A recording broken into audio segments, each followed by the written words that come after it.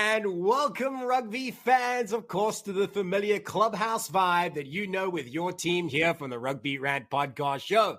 A reminder, and for those of you that don't already know, my name is Ty Braga, host to this activity that we do each and every week here on TRN and, of course, on our social media. But more importantly, by my side, as per usual, two of my colleagues, Rob the Hammerschmidt and Scott the Big Guy Ferrara. We are the Rugby Rant podcast show.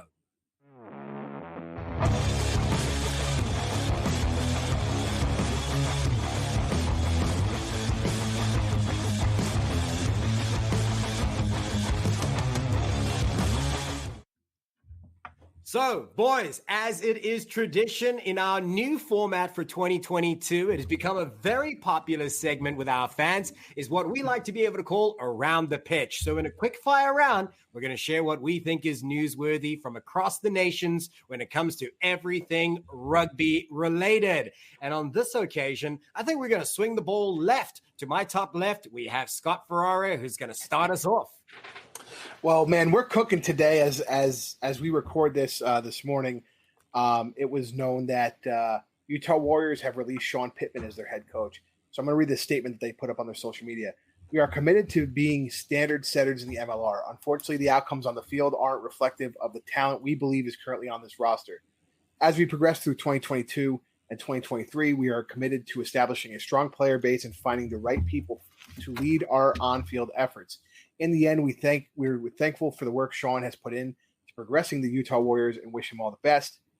And then they go on and they say that they're trying to strive to be the best in the MLR. They thank Sean again. They thank his family and wish them luck. I think it's big news, but I think as my father likes to say, welcome to the NFL. This is going to happen now. Right. I mean, now it's you got to deliver results. It's a competitive league. As it matures, the challenges will become more difficult. Utah was a contender for one of those playoff spots last season. So I imagine if you're in that camp, you would be a little disappointed with where they are standing right now. But it's not uncommon. What's been happening across the league is we've had a few other changes, and perhaps on that note, it's a good time to hand it over to Rob Hammerschmidt. Yeah, before I talk about my Around the Pitch segment, folks, people that watch on a consistent basis are lovely fans. Keep in mind that next week's episode will actually be with RPK with Brandon Sparks, the GM of the Utah Warriors. So we're going to be talking to him about the change and some of the reasons for doing so and which direction that they might take moving forward. So check us out next week. Utah fans pay attention, right? Yeah, absolutely, 100%. And by the way, Ashley Burge will be on as well. She's a great voice from the Utah Warriors. We can't wait to have somebody, a female voice particularly on the show once again. But my Around the Pitch this week, in the same vein as the big guy there, just like he was cooking, I'm gonna nail this one down because I am a hammer.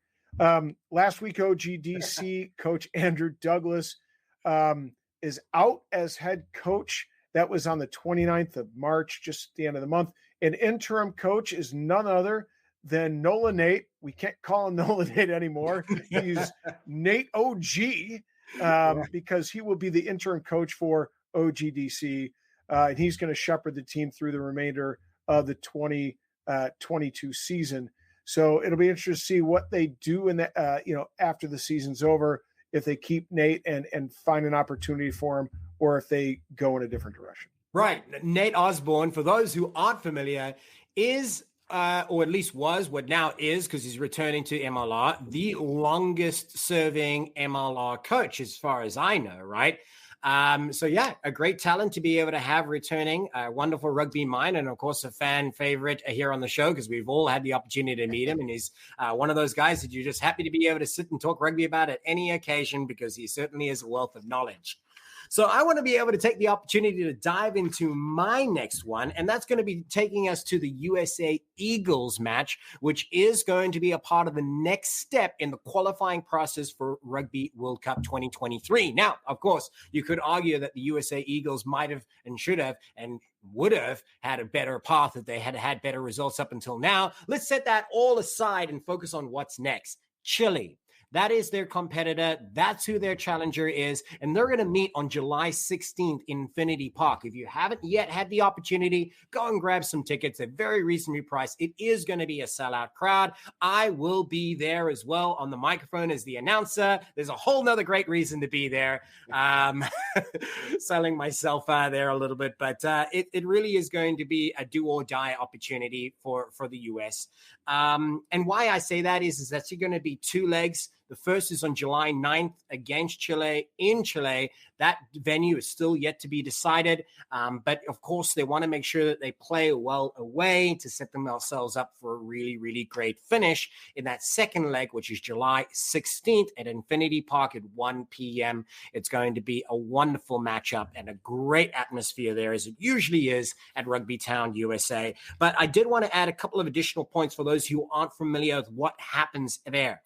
It is 2 rounds. They will be the best of those 2 matches that'll go through with a direct pathway to America's position 2 in the Rugby World Cup for 2023. Should the team that loses this bout will have one more opportunity, but they'll have to go into a tournament later this year where other teams from other regions will have to compete for that last and final repechage spot. So certainly it isn't really the end of the road, but why would you want to leave it for the last mile to be able to put the foot on the gas, right? So definitely USA wants to be able to come out with this as a win. That's my piece. So let's hand it over to Scott Ferrara again. So we're going around the globe with this one. We're headed over to the TikTok Six Nations in Italy. Kat Roach in the middle of the field doing her second officiating job there. Her last one for the TikTok Six Nations. Interestingly enough, they had somebody come over and be like the honoree for the coin flip. USC Eagle Alona Mar. If people don't know or just started, being involved in rugby, Alona Mar, one of the people who kind of set up women's rugby, specifically, women's USA Sevens rugby in the Olympics, going through her social media on TikTok, bringing it to the forefront of rugby, especially women's rugby. And I ultimately, I believe, becoming the Six Nations women's sponsor, the TikTok Six Nations. So, 2 Americans leading the forefront in the Six Nations by not even playing in them. It's kind of cool. Yeah, it's amazing to be able to see. And TikTok as well, super involved with the Women's Rugby World Cup coming up as well. So it's lovely to be able to see such an incredible sponsor back the sport, but not only at its highest levels, but also all versions of the sport and helping it to grow at the same time and choosing ambassadors like Alana Moore and, of course, Kat Roach for her effort in Six Nations as well. Let's hand it over to Rob, the Hammerschmidt. Let's see if he's still nailing it down.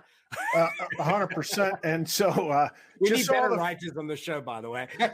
No, we're good because quite frankly, you heard it here, folks. Ty single-handedly is selling out Infinity Park for that match against Chile. He gets a commission, folks. So you buy a ticket to see me, and the benefit, the curtain raiser, is the USA Eagles. There happens to be a rugby match going on at the same time. That's right. So it's all good stuff. And on a more serious note, I think fans need to recognize the significance of this match, of those 2 matches, the home and away against Chile, because, of course, the U.S., we should know if we're going to be hosting the World Cup in 2031. By that point, they're going to make the decision in May, but that certainly would be a great springboard getting into the World Cup, qualifying for the World Cup in 2023. And that way we can build over the next couple of World Cups to, of course, the penultimate, should we get granted the World Cup. But I want to talk a little bit about something more domestic, and that is the PR7s has been announced in terms of their dates and their venues, so their locations. And it's something we'll talk more about in the rant, of course. But I want to talk just about the basics here. Last year, 2021, was a single event. I think, if I'm not mistaken, that event was October 9th. Is that correct, gentlemen? That's right. That's correct. In Memphis. Scott, the big guy Ferrara, was there in person. And they recognized him. Yeah, that's right. He had lots of groupies come up and want his autograph and everything else. It was kind of cool. And who wouldn't want the big guy's autograph? But this year, a couple of changes, which I think are important to note. 3 dates. So as promised last year, that was a little taste. Okay, now you're getting a little bit more. 3 dates. Here's what we got. San Jose, July 9th at That would be PayPal Park, Washington, D.C., July 16th at Audi Field, and the championship at Austin, Texas on July 30th, Q2 Stadium. And I'm going to say right now, I'm backing the experts to return for no other reason than I think my guy, David Fee, is going to be back on the bench, hopefully, supporting the experts in a coaching role. I'm living and dying by that one. I like how you added that. I mean, that's brilliant. First of all, I love that whole piece. It's so great to be able to see that a promise that was made in rugby is actually now coming to fruition this season. We've unfortunately gotten used to being disappointed as American rugby fans, but Piero Sevens clearly brought forth an amazing product last year. The big guy himself will vouch for that, having been so close. In fact, you were on field, right? I was on field. You're lacing your boots, but you were on field. As a matter of fact, you know who else was on the field there? Check out RPK guest Marquise Goodwin, who's going to be on the show later in the show. Oh, yeah, that's right. Yeah. Yep. Nice call there. So I also love, though, how you added, my buddy Dave Fee, he's going to be there on the bench. And then you added supporting in a coaching role. Yeah, right. Well, my man Fee has a lot on his plate. He's a father of young kids. He's got the USA thing going. He's got, of course, he actually works for a living too. And then he's got a couple of irons over. He was coaching the Southside Irish here in Chicago. I think he's doing a little something else with the Carfu sides. I mean, I don't know how that man stays married, but his wife rugby is an absolute saint. Or rugby widows. Absolute saint. So let me dive into the last piece, talking about great pedigree in rugby, somebody who lives, eats, and breathes rugby. We're talking about somebody who recently joined us last week, Sam Windsor, formerly the Sabercats, now Rugby New York, and of course, I think MLR. He's been there since the inception, and he has now become not only recently one of those elite members of the 50 cap club. If you're not sure what that means, you receive 50 appearances in professional rugby in Major League Rugby. So it's a wonderful achievement. There's only 4 or 5 names, I think, on that list so far. It'll continue to grow throughout the season. But he is the first person ever right now, according to our sources, and let me get phrased it correctly, to have 50 starting appearances. So not only is it 50 times on the field, but being in that starting roster, running on for the opening whistle 50 times. Congratulations, Sam Windsor. You've made history, and you deserve it, my friend. And folks, if you haven't gotten a chance, join us at Patreon, right? Because you'll get the full RPK from last week with Sam Windsor. You can check it out. He is actually awarded for that 50th cap, a 50 cap, like a black and gold MLR official cap. We've got it photographed on there. He's actually, and I'm kind of curious, Rob, and maybe because I have a different perspective. I grew up with the idea and the notion of receiving a cap at your highest levels, your national colors, through cricket and rugby and all different sports. It's very common, but I don't think that's a very familiar term in the U.S. though, right? No, it's not. No, not really. And I don't know if it's something at the club level, because, even at the club level, it'd be great to do it, but we don't have manufacturers or companies that commonly produce the caps. So it isn't something that we do, it depends on the club. I know some clubs who do it. As a matter of fact, Rooney did it in 2019 and 2020. For people who had their first cap at Rooney, they were actually presented the actual cap.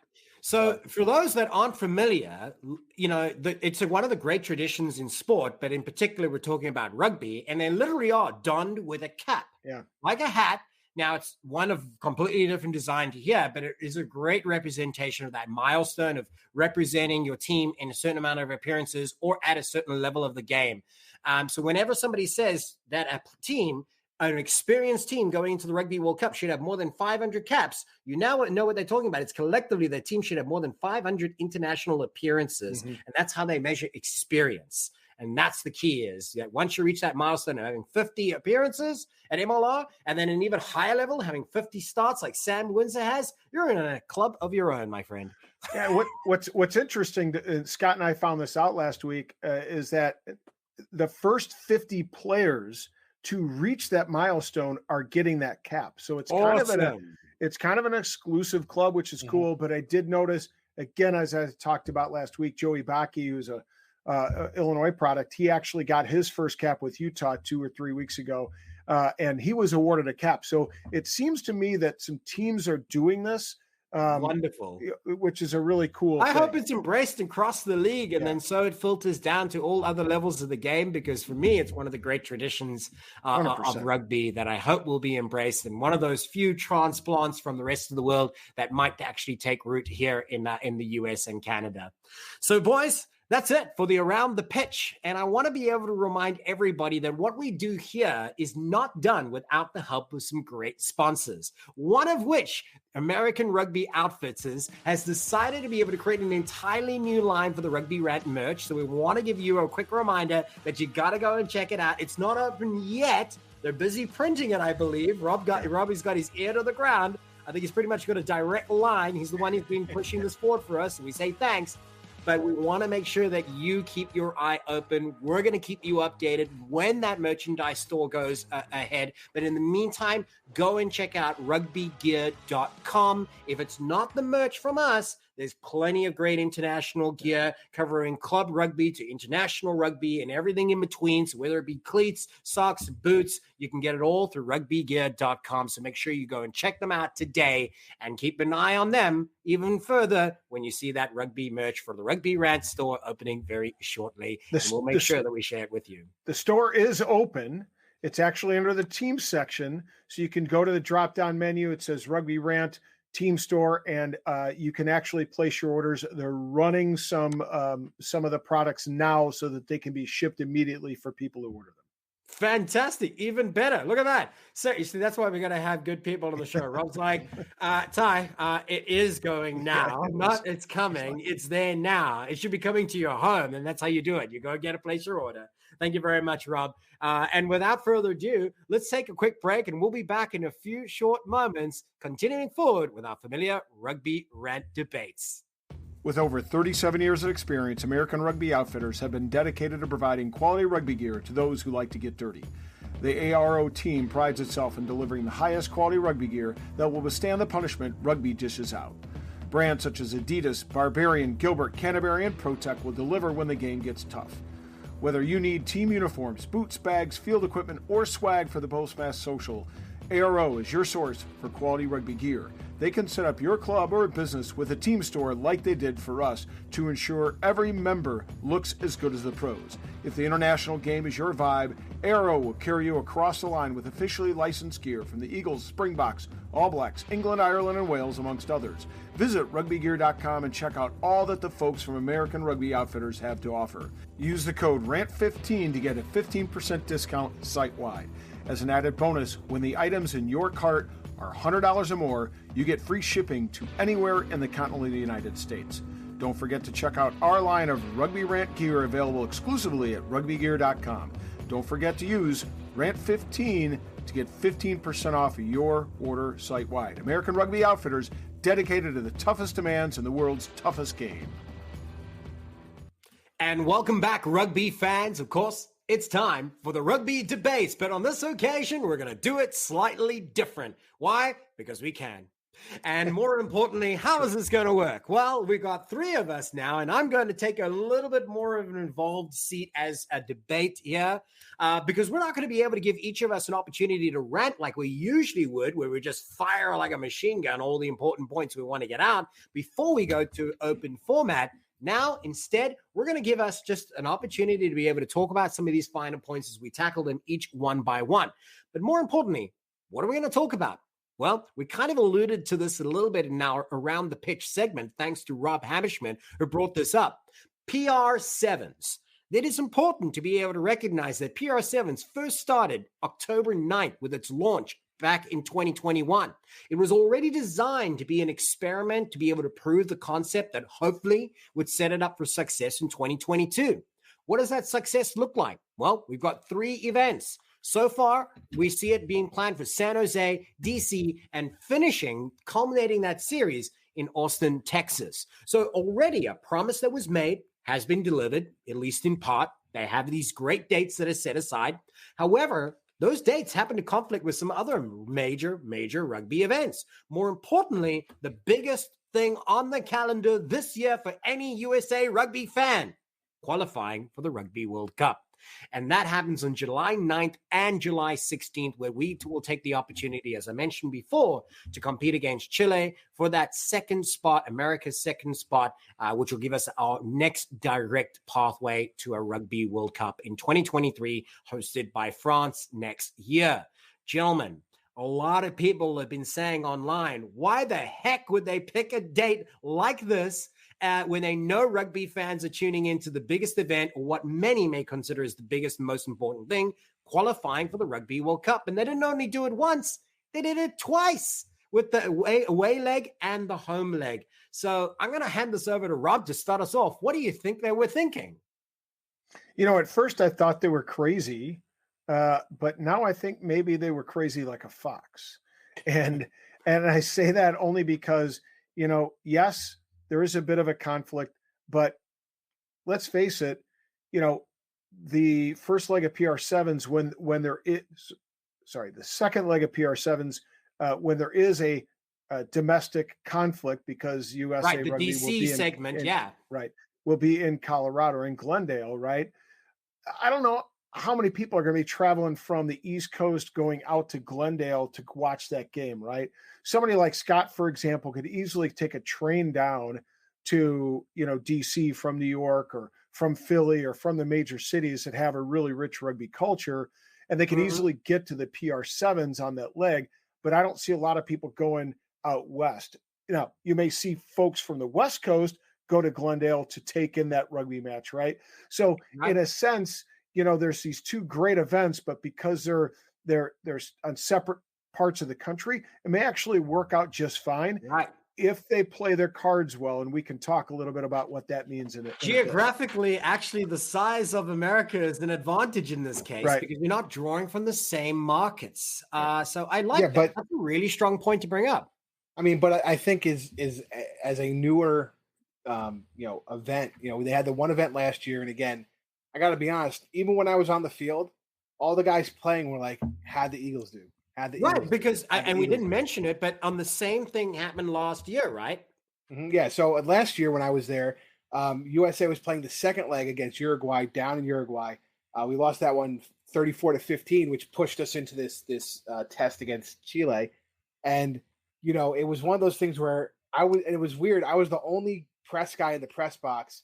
I had my phone on flow watching that match while PR7s was going on, because, in my head, I'm like, you got to. Is that kind of like watching like another girl while you're kissing your girl? I mean, you can say that, but I felt it. I was invested in both, because I was like, we need to qualify for this World Cup. It being in Europe, it's something that Americans can, readily have access to in this time of COVID. So I felt it very important that we got to qualify to there, because at a certain point in 2023, it's going to open up and we're going to go. But for the PR7s, why didn't you want to own the weekend? Like, when you see HSBC sevens in Las Vegas or in LA now, they own the weekend, right? They come in, they're going to do it this weekend. And now they're kind of mixing in with the MLR schedule, I think, to try, and USA Rugby's trying to, kind of pair up with the MLR. But originally in Vegas, they own the weekend. You have 3 weekends you can do this. 2 out of those 3 weekends, you're going to compete with viewership on USA Rugby. Now, I know a lot of people, and I mean, me and Rob talk to people all the time. When we're watching MLR, me and Rob are psychos. We watch every match. Even if it's the replay the next day, we want to watch the rugby. There's a lot of people who are only watch their team. So I wonder what the split's going to be like after they watch the Eagles win or lose on Flow. Are they going to stay to watch PR7s, which I think is on FS2, or are they just going to kind of tune it out and say, I've had enough rugby for the day? It's also one of those days where I'm sure club rugby is going to be playing. They're going to be playing their summer sevens tournaments. So are you losing viewership because, so not only did we watch the Eagles, then we played our sevens tournament schedule in the afternoon going into the nighttime.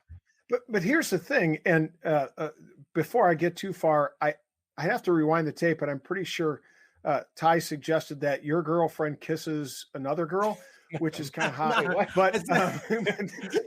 But nevertheless, here's what is also kind of hot. Let's not forget that the PR7s is a 2-day event. So while you're going to see some of the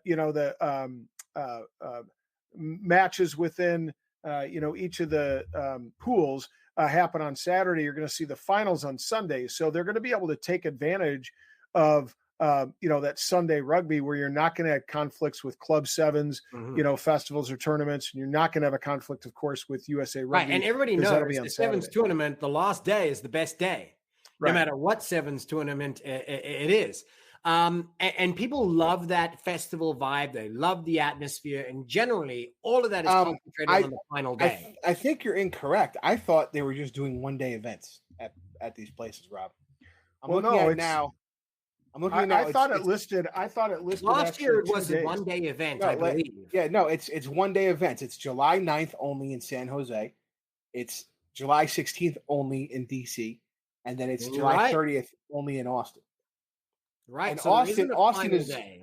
Yeah, and Austin is where it's going to culminate in crowning the champions.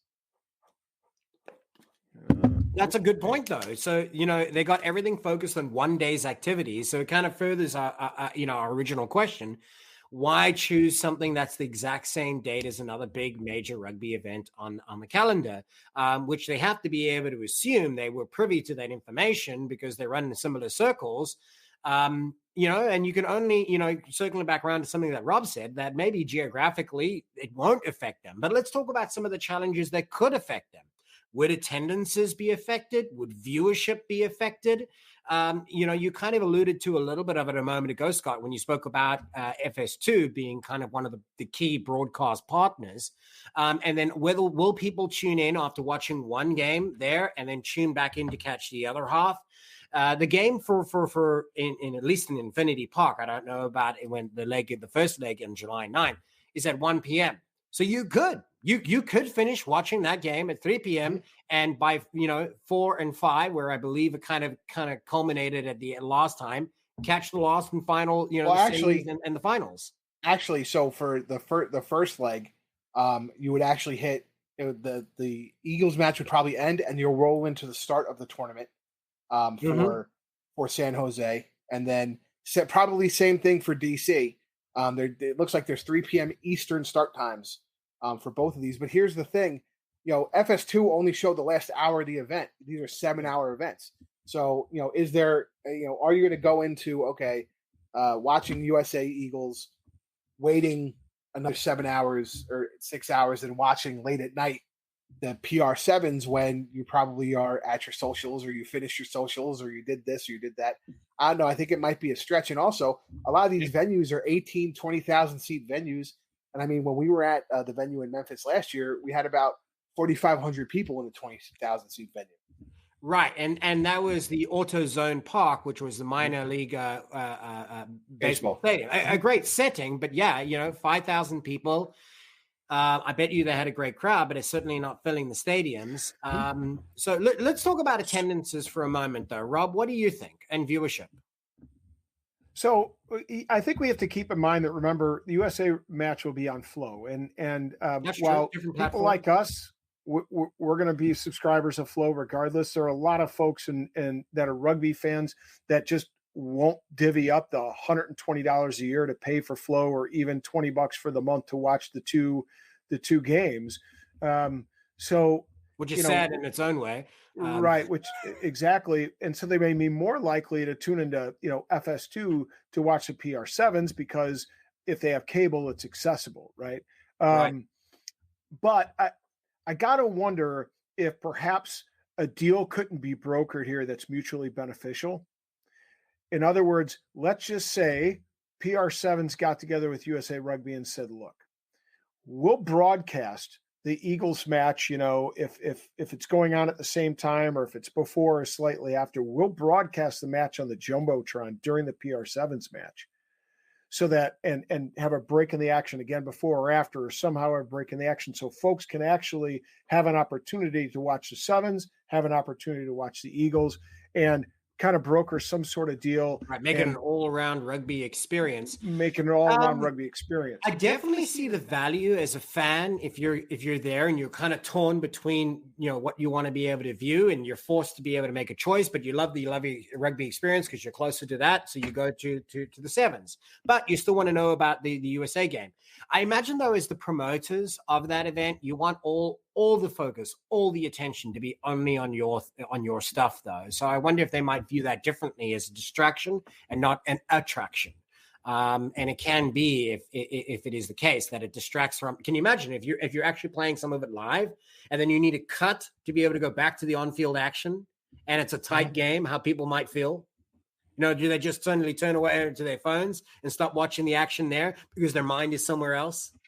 Yeah, and I mean, as far as I know, it didn't seem like they were very, they were looking at USA Rugby as a direct competition to them, I guess, because it's on Flow. They got, I think, 500,000 viewers on FS2 for that last couple, which is fantastic numbers. Yeah, I mean, to put that in comparison, the 2019 final for the MLR had 500,000 views, and that it puts it in context. Yeah, so that's good. Yeah, but they owned that weekend last year on television per se. Right. I think what we have to. I'm wondering if it's what we need to do. The Women's World Cup is in October, so we're not sure exactly. Most likely the camp will be September, right? So obviously they won't be playing in September. These matches. So I'm just looking at the calendar real quick of HSBC. And that's the other challenge. You keep searching there because I want to be able to see if there is a window. But that's the other challenge. If it's not now, well, then when? Right? Well, and that's what I was gonna add that here. As I was looking, I thought, well, why didn't they just push it forward a bit? And well, here's why. Because the HSBC 7 starts in late August. I think their first run is the 25th, 26th of August. Well, you're going to want some of those Perry Baker and some of those guys to be in camp. So the way it shakes out is this week they're in Singapore, then they're in Vancouver, and the women are in Langford in a couple weeks. So there's a big gap. There's no women. The last leg of the women's is Toulouse on May 20th to the 22nd, right?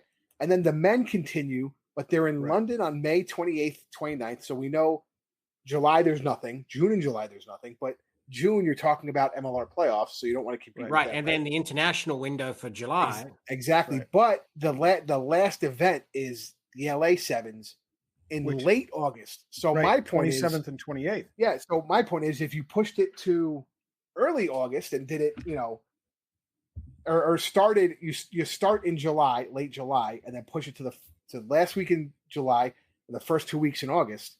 I mean, I think you can own all. Don't you think Mike Friday wants his guys in camp several weeks before the LA Sevens tournament to kind of? You don't want to be stretching those legs too thin,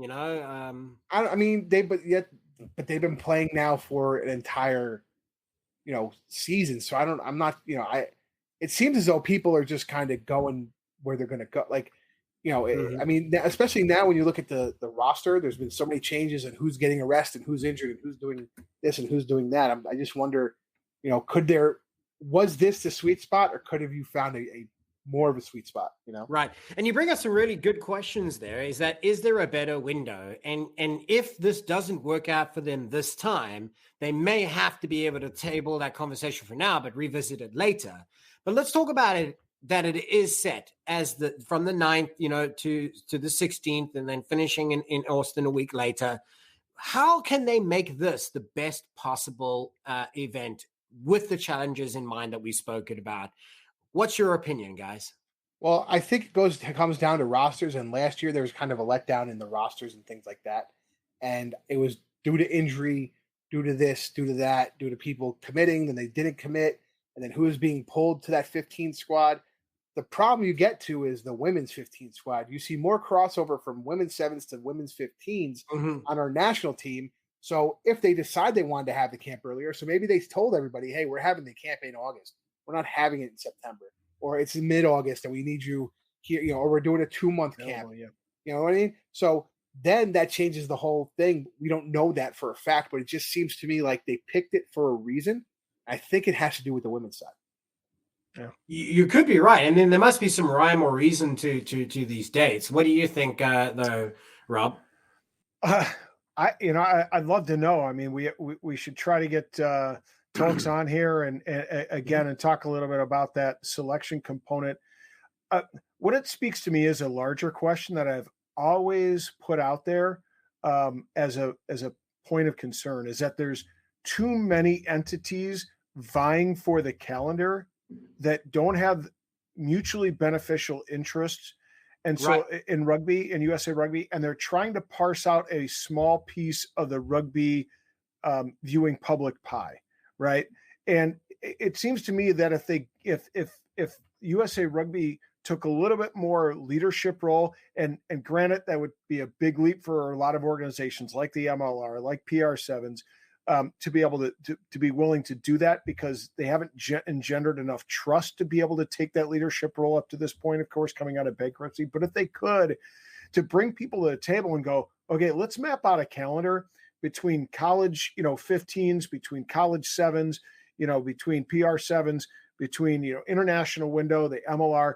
Can we create a rugby calendar in the United States that's a little bit more meaningful, a little bit more fruitful for all groups, so that we can, grow the rugby public in a much You're talking about one of the most elusive things, like the fantasy, right? Is to be able to bring all the tribes together under one chieftain. Right. And it's about putting away the egos, and I guess maybe that's for me. There is a lot of mistrust, as you said, too. So it's not totally on false ground.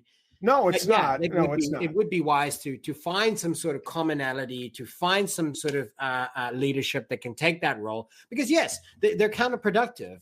They're working against each other. And as you so rightly pointed out, the rugby pie in terms of viewership is only so big. Yes, we're continuing to be able to endeavor to grow it, but it's not growing at a pace similar to how many things are being introduced to the rugby calendar. And they're overpowering each other. They're in a battle locked against each other. And that's what's happening in this event right now, which is why it overlaps with USA Rugby. So you bring up a really solid point there. And that is the bigger question. How do we fix that? And that's one that maybe some of our fans would love to be able to dive in on there. And you can tell us what you think by following us under the handle at Rugby Rant Pod on all social media. Tell us what you think. Maybe you got the answer. Do you agree that we should have a common calendar that certainly marks out what event is happening when, and everybody has that window protected? So, of course, there isn't that overlap, and you as a rugby viewer aren't forced to be able to decide between national team or Sevens Entertainment, which are great rugby products all in their own right. But do they deserve to have their own time as well? That is an important question. But as it stands, we know that Scott Ferrara will actually be on site again for the PR7s, I believe. So you want to tell us a little bit about that, Scott? Yeah, so I'm going to be out on site at PR7. So come hang out with me. Come say hi to me. Come take a picture of me. Doug Coyle from DJ Coyle Rugby is also going to be there. So I'm going to be hanging out. Yeah, which leg are you going to be at? We're going to be at, me and Dougie are going to be at DC hanging out together. So come the 16th, watch the Eagles beforehand. I'm sure we're going to find a spot beforehand and have a nice adult beverage. And then we're going to go right to Audi Field. It seats 20,000 people. I think we're going to have a nice event. I'm very excited. Right. And if you need highlights, he will have his phone on flow while it's going on. But yeah, it's obviously a great rugby product, and we wish them well because we always want more rugby in America. And that's the key, right? But we also want to make sure that do it in a smart and wise way. So again, tell us what you think as a fan of the Rugby Rant. Do you think that we're on par with what it should be? Do you think we're way off base? Tell us whatever you think by following us under the handle at Rugby Rant Pod on all social media. We'd love to hear from you. And in fact, we're going to take a break and we'll be back when you'll be hearing more from us. But before then, I remind you that you can get more from us each and every week by following us on patreon.com. We have an additional rant, more debate episodes, and extended interviews with rugby insiders in our familiar run, pass, or kick interviews. And on that note, we're going to be back for one of those shortly. Hey, everybody, it's the big guy. I'm here to talk to you about our partner, Aversio Wellness. Aversio means change. Their mission is to change lives through fungi. Functional mushrooms are having a moment in 2022 because they offer two things that we all need most right now. The first thing is long-term stress support. The second thing is long-term immune support. Right now, many athletes have a secret weapon. They're powered by mushrooms. Warrior can be taken daily to help your body utilize more oxygen efficiently by improving lung capacity and enhancing blood flow. The big guy takes it, the hammer takes it, and Ty the Safa Braga take it. Cordyceps mushroom extract is the ideal addition to your routine if you're looking to optimize energy and endurance. So do us a favor, go to versiowellness.com and get 15% off your entire order by using the code RANT15. And that way, when you order your balance or your chill or your awaken, your defend, or your warrior products, you can get 15% off. Help us, help you. Go to versiowellness.com, use the code RANT15, get your 15% off. Tell them the big guy sent you. Know that they ride or die. I keep boys by my side. Know that they ride or die. I keep boys by my side. And here we are, rugby fans, again with that familiar favorite, the run, pass, or kick interviews with your team here on the Rugby Rant podcast show. Now, joining me, of course, as per usual, is my sidekick over here. Now, I probably should glorify it a little better. My co-host, not sidekick. That doesn't give him due justice. Of course, Rob the Hammer Hammerschmidt. But more importantly, man of the moment, the important person here to be put to the test in the run, pass, or kick interviews. We have Marquise Goodwin. You know him as you see him out on the green more often than not with Major League Rugby, college rugby across the U.S. He certainly is somebody who lives, eats, and breathes rugby, and that's why he's in the right place here. Marquise, welcome to the show. Thanks, guys. Thanks for having me on. Been looking forward to this for over a couple years now, ever since episode 1, 2, or 3, and just marking it on my calendar as something, one of those goals I'm gonna hit, and I'm finally here. So, thank you for giving me on, and looking forward to it. I love it. Everything you have done in rugby has led to this moment. Absolutely. I think Marquise felt snubbed up to this point, so we got to. I did. You guys had some other referees on. I'm like, okay. Yeah, I see how it is. He's now going to be on every week. Yeah. Just give me all those 5 minutes. Yeah. Well, for those people that are tuning in, I got to make sure they know exactly the rugby royalty we're working with here. And we're going to dive deep into your history here when it's connected to rugby. So let's share a few of the highlights. Special education for a special needs teacher, 3rd and 4th grade, teacher, coach Frederick Douglass, Academy Elementary, onto higher levels with head coach, women's rugby at UC Santa Barbara. Then you have your opportunity to work with USA Rugby, and you work as a rugby official, leading forth with that experience, and you become the vice president of Southern California Referees Society. If that's not enough, the list is going on and on here. Referee Development Officer for SoCal Ref Society, and then USA Referee Development Officer, and now, more recently, MLR Disciplinary Officer, and of course, a rugby official for Major League Rugby as well. So you certainly know your stuff, but we're still going to put you to the test here on the run, pass, or kick. Like I said, everything has been leading to this moment. Don't mess it up. But let's hand it over to Rob Hammerschmidt to remind everybody how it works. Okay, so welcome for new fans who have never been a part of or witnessed a run, pass, or kick interview. And so for those people who are uninitiated, we'll explain a little bit of how that works. Basically, we're going to plug away at about 14 or 15 questions to Marquise here, and we're going to prompt each of those questions with run, pass, or kick. And so just like anybody that's been involved in rugby, Marquise is going to have a decision to make with each question. And he can run with a question, which is to say he's going to go ahead and answer it straight up. He can go ahead and pass on a question. He doesn't want to get himself in trouble with Mike Lash or any of his other mates that wear the pink. Or he can have a lot of fun with us, which I'm pretty sure that Marquise is keen to do today. He can kick a question to us, and that means that he's going to put us on the back foot, put us on the defensive, make us work a bit, and we're going to have to answer the question in a way that we think Marquise would answer it. And he can grade us out. He can add a little soup to the sauce and give us a little feedback on it, and tell us we were good, poor, or provide a little context that perhaps we may not have addressed in our answer. And we'll assume that the person that asked the question will answer it unless Marquise decides to direct his kick to either Ty or myself, and he'll just let us know what he's going to do with each answer and let us know if, in fact, he's going to direct that kick. So, Marquise, are you ready for the run, pass, or kick challenge? Man, just blowing a whistle, man. Game started. Let's go. All right. So we're going to get...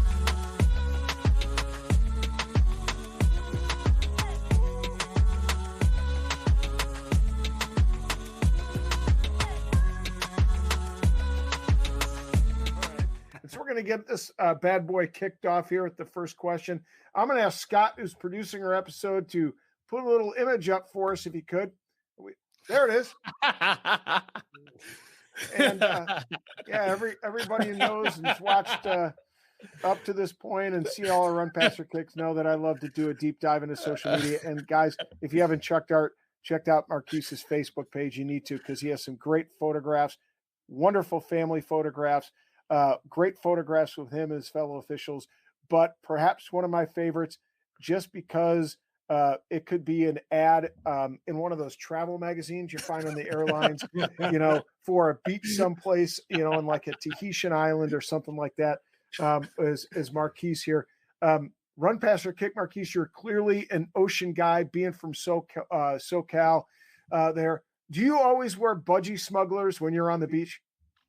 I'm a run with this one, and then I'm a also give you a little plug, because I don't wear budgie smugglers. I support the local economy. I wear noodle bags. Great company out of San Diego. All right, great company out of San Diego. Local guys doing it big. You got to support the local economy. I like it. All right. I wear noodle bags, and then just a little bit of extra Rob, put on sprinkle on top. I wear those, pretty much for every game too. So they under there. So if you're thinking, keep it tight, keep it right. So noodle bags is always supporting you. Always supporting. well, then I'm frankly, Marquise, I'm a little disappointed. The MLR's April Fool's little advertisement. They had a couple guys. I think one of them was DTH.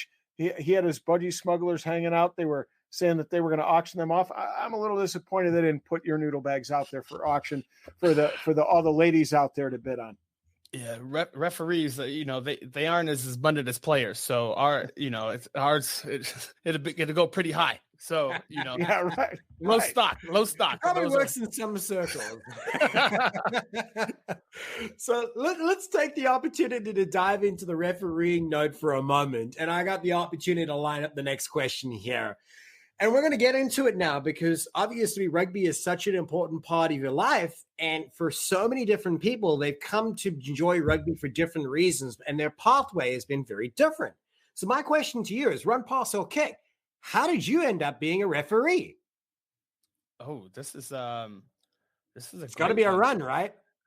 Yeah, it got to be, but I'm a referee and I never take the pressure. I always put the pressure back on to the captain. So go ahead. Kick this one back to you, Ty. Okay, so they say, just like coaches, those who can't teach also play, coach. Then if you can't coach, you referee, right?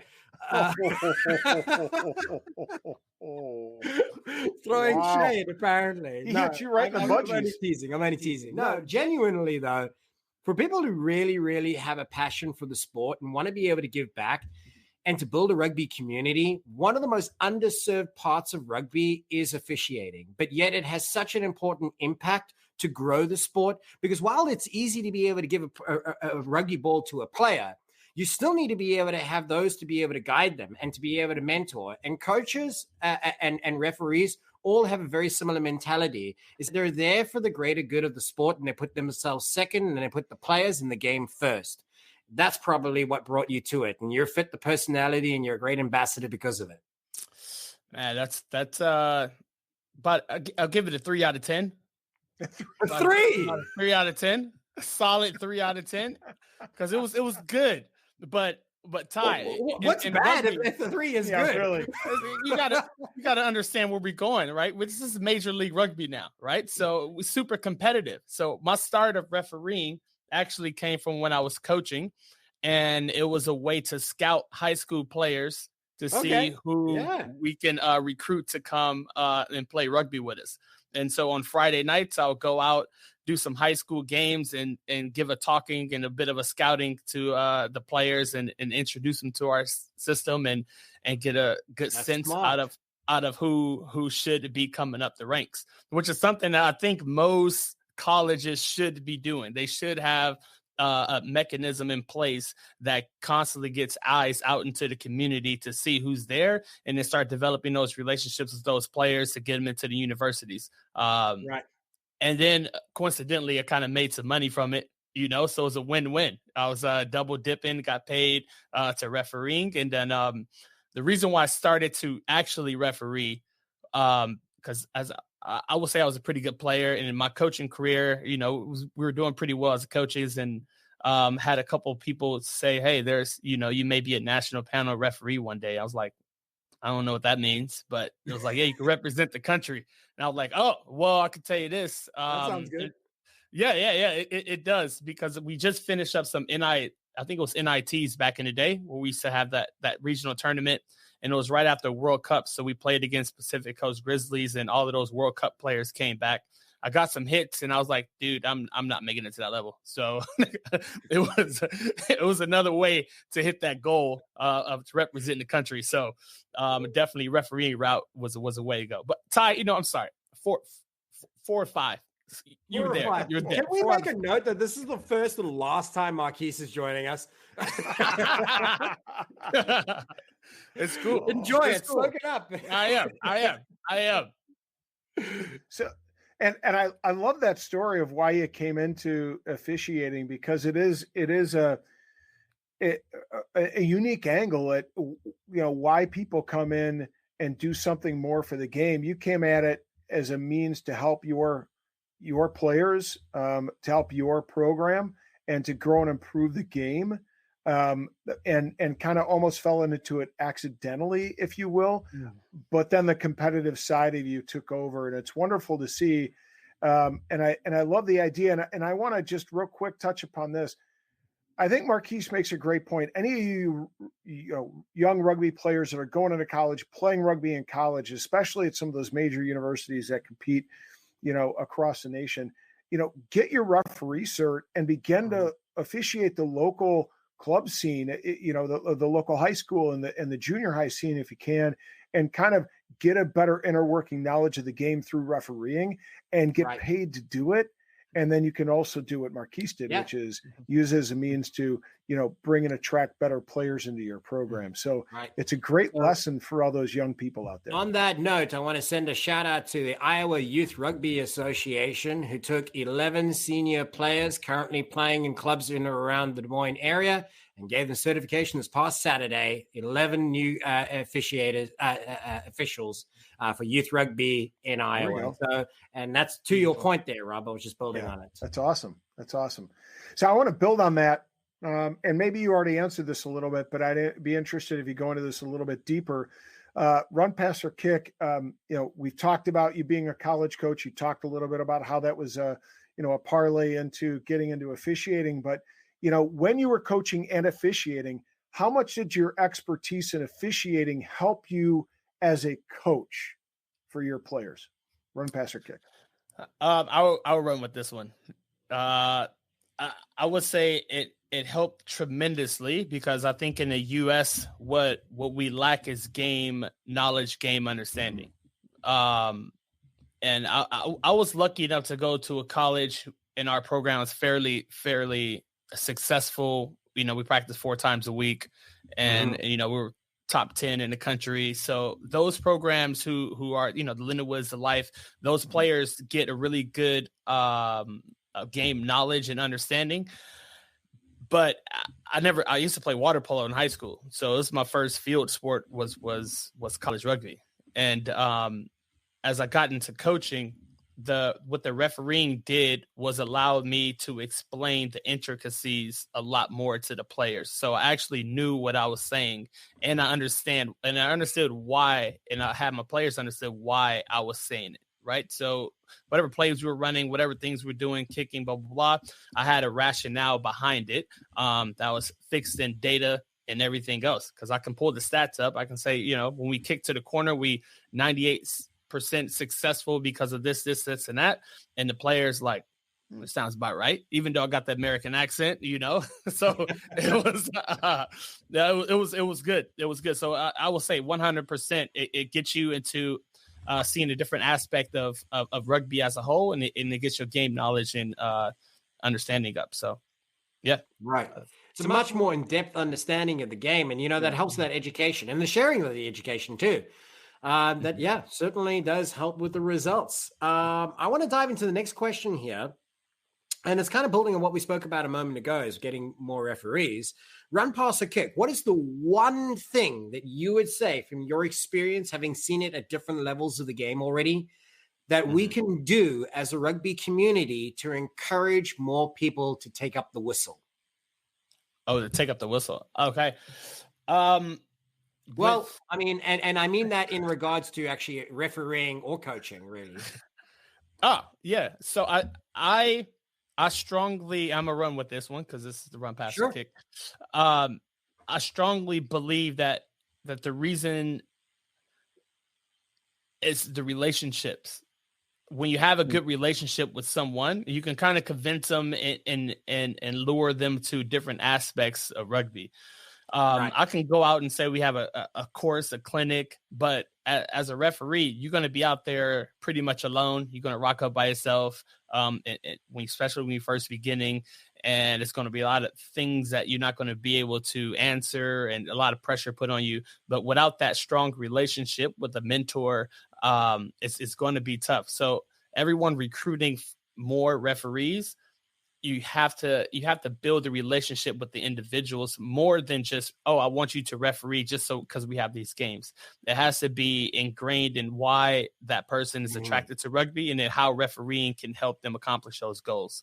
And so the crew that I work with is the same thing. I always ground myself and making sure that they're enjoying their rugby, whether it's refereeing, coaching, developing Zoom calls, whatever it is, and it aligns with the goals they're trying to have on a weekend. So it's all about that relationship you built.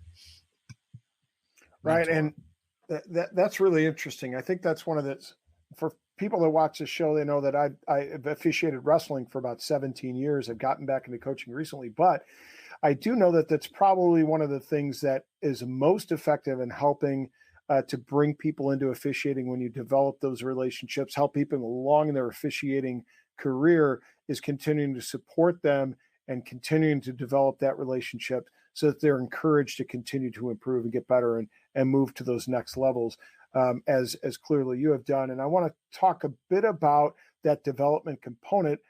You're a chief development officer. I've played that role both in SoCal and have done a bit of that with the MLR. So I'm sure that your answer to this next question will be well-grounded in experience. Run, pass, or kick, generally, how well do we, as an American rugby community, help to develop quality officials? Quality.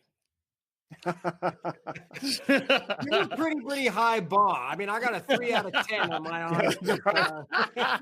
Marquise is going to say, with the exception of me, there are no quality officials. Right.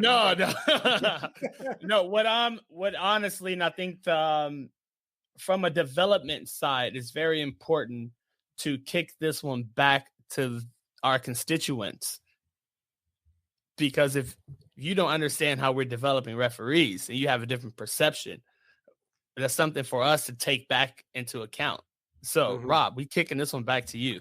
How do we develop? Well, am I answering this as you, or am I answering this as me? Because I want you to, answer it as you, and then I'm gonna follow up. I think it's very important. Like, that question is super important because people have perceptions of how it's actually done. So I can't speak to. I think it depends largely upon the local unions, and in the case especially of in my experience at the youth rugby level here, Rugby Illinois had an initiative where they required each team that was certified, with Rugby Illinois, so that would be high school and junior high programs, all of them had to have at least a level 1 official on their staff, right? So I think that was the first step, is providing an incentive for programs to at least get, more officials into the game, so to speak. So that was one thing. Then I think another thing was they really did a nice job at then allowing opportunities for high school kids. Once they've done a season, they had to have a season of actual playing under their belt before they could be an assistant official and work with an actual official, through a match. And so they would almost follow that official. And then, that's where we didn't see as much the follow-up, like how well were they supporting those young officials in the process to help them grow, to help them continue the development of the knowledge of the rules and progress up the ladder. It's something that maybe that's where the things tailed off, right? Is the follow-up and continue to support piece that you hit upon earlier. But again, that's from my experience here in Illinois. I can't say that that's typical of the other unions around the United States. Well, you are right on track. And I'm gonna get back to your question because you mentioned quality, and that's different than what most, I would say, societies try to accomplish, which is, hey, we need games covered, right? We need 20 referees, we need 40 referees, we need to get people certified and covering these games. And I worked on the back end of rugby societies and did it all. And what I focus on now is essentially that question is like, all right, how do we turn these individuals into really good quality referees that people respect and want at their games? So what I do is the same approach I had as a coach, which is we need 2 locks. So who do you recruit? I recruit some kids who are 6'3". I know what I'm looking for, right? Like I know exactly what I'm looking for. I'm looking for a lock. So with refereeing, there's certain qualities that will make individuals exceed expectations very quickly. And those individuals usually have great personalities. It's the guy or girl you want to go out with after the game. Everyone likes them. They're charismatic. They know how to talk. They're really good player. They have a lot of attributes. And so what we do to get quality officials is target a very specific types of people who love the game of rugby and who want to accelerate and also have different jobs within rugby. Once they get hooked on the refereeing, once I could kind of get them into continue to get games every week, it goes right back into the relationship. And usually those individuals are super competitive, and everything that we do is online reviews, everything else like that. And so those individuals carry those characteristics on and they progress exponentially in comparison to those who are just fulfilling Saturday's games, just rocking up. I got a whistle, I'll cover it. No film analysis, no Bronco tests, no physical things. Like they just there to do it. And the perception of referees, they kind of lump us all together, but it's essentially the same as Major League Rugby and club rugby. These guys are 40 hours a week training. These guys Tuesdays and Thursdays. And so when we talk about quality officials, I want to make sure I put those officials in a high performance like environment, and then also make sure they have all the resources that they need in order to compete, whether that's financially, more games, making sure they have a side job or whatever they need to do to compete at that level. That's what we try to do and just replicate that as much as possible. Right. Hopefully sign me a whole new level, allow them to be a little bit more focused and raise that level of professionalism. I'm down. If I can have a adult beverage and sit down and watch game film of myself officiating with Marquise, sign me in. Anytime. We said quality, Rob. Oh. Not about that part. What's that saying? Yeah. So it has been a quality conversation with you so far, though, Marquise, and you're offering such incredible insight in terms of this refereeing, your experience, and all of that. And we don't want to be able to take anything more away from that. In fact, we're going to give you much more time to speak. But for those of you at home who want to be able to learn more about rugby through this gentleman, you can catch us on patreon.com. Follow us there. And for only a few bucks each month, you can get additional content like extended interviews with our Run, Pass, or Kick interviews. But more importantly, you'll have access to a great amount of Rugby Rants, the debate episodes, and everything in between by following us for as little as only $3 a month, less than a beer, right? And that's as easy it is to be able to get hours of additional content from us here on the Rugby Rant. And again, you can find us at our new home on patreon.com. And we'll be back in just a few moments. And we'll be sharing a little bit more. But for the rest of you, we'll see you at patreon.com.